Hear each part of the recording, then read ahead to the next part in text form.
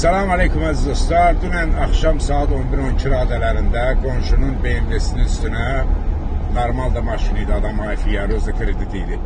Ağac açdı və maşını demək olar ki, yararsız hala saldı və heç bir aidiyyəti quruma bunun heç bir aidiyyəti yoxdur dedilər.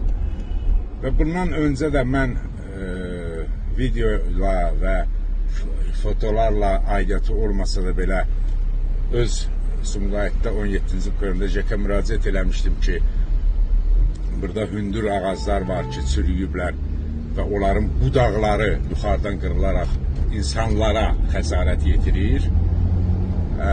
O hamı da ki, biz diyor ekologiya idarəsinə müraciət edin, yaşıllaşdırmaya müraciət edin, rəsmi məktub yazın. Ay qardaşım, bu bina deyə, bu MMC deyir, ASC deyir, nə bilim, qeyd edir ki, sənə rəsmi müraciət eləsin. Və demək olar ki, yəni, bu belə deyim də dolaşıq bir strukturdur və buna heç kəs baxmır.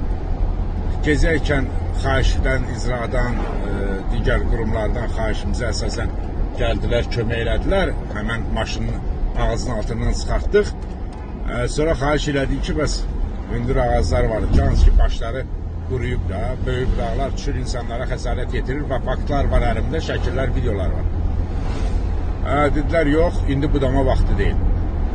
Aidiyyəti qurumlar, xahiş edirəm, Sumqayıt 17-ci bölümün ev 44-ün qarşısındakı o hündür, başı çürümüş ağacların, çürümüş budaqlarını budayın ki, sonra deməyəsiniz ki, biz neyniyək?